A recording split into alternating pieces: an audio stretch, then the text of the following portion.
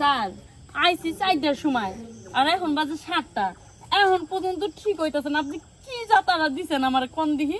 হ্যাঁ, একটা ঘন্টা তোমার জায়গায় পানি ঢালছি, তারপরে তুমি কইতাছো তোমার নাকি জলে। এখন আমি কি করবো কও? ওই সময় তো তোমারও ভালো লাগছে, আমারও ভালো লাগছে। ঠিকই কইছেন, ভালো তো লাগছে, কিন্তু তখন যদি একটু তেল দিয়ে নিতেন তাহলে তার বুঝতে হতো না। ও, ওই সময় কি এত কিছু খেয়াল খেয়াল থাকে? আচ্ছা যাই হোক, কালকে কিন্তু দেরি করো না, বুঝছো? এই 3টা দিনই তো, 3 দিনের জন্য আমার বউ যে বাপের বাড়ি গেছে, সেটাই আই বলবো। আইলে তো তোমার আমি কাছে পাবো না। হ্যাঁ বুঝছি স্যার, কাছে তো পারবেন না, কিন্তু ওই যে বারবার কইতেছেন পরীক্ষায় পাশ করাই দিবেন, পড়া লাগবো না। আপনার মন তো জয় করে দিতেছে, কিন্তু আপনি তো আমার পরীক্ষায় পাশ করান না। তুমি এ নিয়ে টেনশন করো না। তুমি আমার সাথে 2বার থাকছো, ঠিক আছে? 22 নাম্বার পাইছো। আর তো জানোই প্রতি গেমে 11 করে নাম্বার, বুঝছো? আর গেম দিলি 33 হয়ে যাবো, তুমি পাস। এ নিয়ে কোনো চিন্তা করবে না। আমি তো বুঝলাম স্যার, 2 গেমেই তো আমার অবস্থা খারাপ, এখন আমি বাইতে যাবো কেমনে? এই সাহসই তো পাইতেছি না। আচ্ছা, এ নিয়ে তুমি ভাইবো না, হ্যাঁ? চলো আমি তোর আগে দিই, পরে তুমি যাইতে পারবা। ধরে ধরে আচ্ছা নিই। স্যার, আসেন। তুমি বেশি ঠ্যাং ফাঁক করো না। বুঝলাম না, স্টার্ট নয় নাকি? ফুল ট্যাঙ্কি তেল বললাম সকালে। আমার মনে হয় এমনি স্টার্ট না, ঠেলা দিয়া দেখি স্টার্ট স্যার আপনি না ওষুধ দিবা চাইলেন, ব্যথা দিলেন না তো, কি এর ওষুধ? কি ব্যাপার? এনে আবার কি এর ওষুধ লাগবো? আরে ওইছে কি, স্যারের বউ নাই তো বাড়িতে, অনেক কাজ করছি ঘরের, কাজ করতে করতে না ব্যথা হয়ে গেছে হাতও, এই জন্য স্যার বলছিল ওষুধ দিতে। হ্যাঁ। না স্যার, তুমি কথা কম বলো তো। তুমি বাসায় যাও, বাসায় যাও।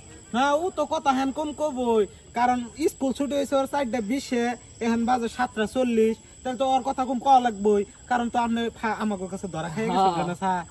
এনে আবার ওই যে ওষুধ লেনদেনের কথা তো আবার আমরা মিলাইলাম। গণিত পারাইলেন, গণিত মানে ফিজিক্যাল পারাইলেন। ও আমার ছাত্রী না, হ্যাঁ, ওর বিষয়ে সকল খেয়াল কিন্তু আমার রাখার দায়িত্ব। হ্যাঁ, ওর একটু ব্যথা করতেছে, এই জন্য ওষুধ কিনে দেবো। এই তো। স্যার আমার কিন্তু খুব ব্যথা করতেছে, একটু ভালো ওষুধ দিয়েন জানি ব্যথা না করে, নিচে উপরে সব জায়গায় ব্যথা করতেছে। হাঁটতে পারতেছো না? না স্যার।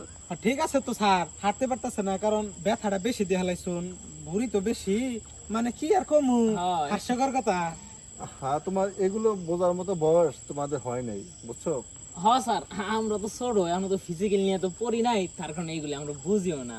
ও, এই কি একটা পদার্থ বিজ্ঞান পড়াইলো? আমি যেটাই পড়াই না কেন, ও যদি পড়ে তোমাদের সমস্যা আছে? না, আমি আবার একটু পড়ছিলাম তো, পদার্থ বিজ্ঞানে লেখা আছে যে একটা মেয়ে আর একটা ছেলে দুইজনে মিলে যদি কোনো কিছু করে, তাহলে আরেকটা ছেলে বা মেয়ে ওদের মাঝখান থেকে জন্মগ্রহণ করে। ওটা বিয়ের পর? হ্যাঁ। কোথাও লেখা আছে স্যারে ছাত্রীরে করে?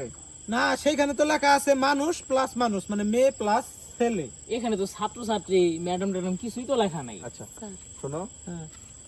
তুমি এ ব্যাপার নিয়ে এখন কথা বলো না। তোমার যদি আরো কিছু বোঝার থাকে তুমি আমার বাড়িতে এসো, তোমাকে আমি সময় নিয়ে বোঝাবো, ঠিক আছে? তুমি আস্তে আস্তে না, চলো আগে। দেখিস ওই বাচ্চা জানি বেড়া জানা। রাস্তায় নিয়ে আবার কিছু হয়ে যায় রে, আমি এটা জিনিস বুঝলাম না, স্যার কি বউ থেকে দিন দিন এই প্রাইভেট টামের সুতা দিয়ে এই মেয়ে অফিসে লাগছে? এমনই তো মনে হয়। স্যার তো 2 দিন পর পর হের বড়ি দিয়ে বাড়িতে পাঠায় দেয়। স্যার মনে হয় ভালোই সুযোগ গুছাই নিছে বাড়ির মধ্যে, বুঝছো? শোনো, হ্যাঁ স্যার। বড় বাচ্চা বাড়িতে গেছি, ওরা পোলা ভ্যান দেখে ওই কথাগুলো ধরতে পারেনি। চিন্তা করো না, হ্যাঁ? এইভাবে আর কখনো রাত করা দেবো না।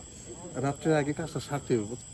হ্যাঁ স্যার, রাত তো আমি করবারই চাই না, আপনার লেগেই তো। আর আপনি যে ব্যথা আমার দিচ্ছেন, আমি তো উঠতেই পাই না 3 ঘন্টার মধ্যে, এই কারণে তো রাইত হয়ে গেছে গা। এই শোনো, এটা দ্বিতীয়বার তো, এই জন্য একটু কষ্ট বেশি হয়েছে।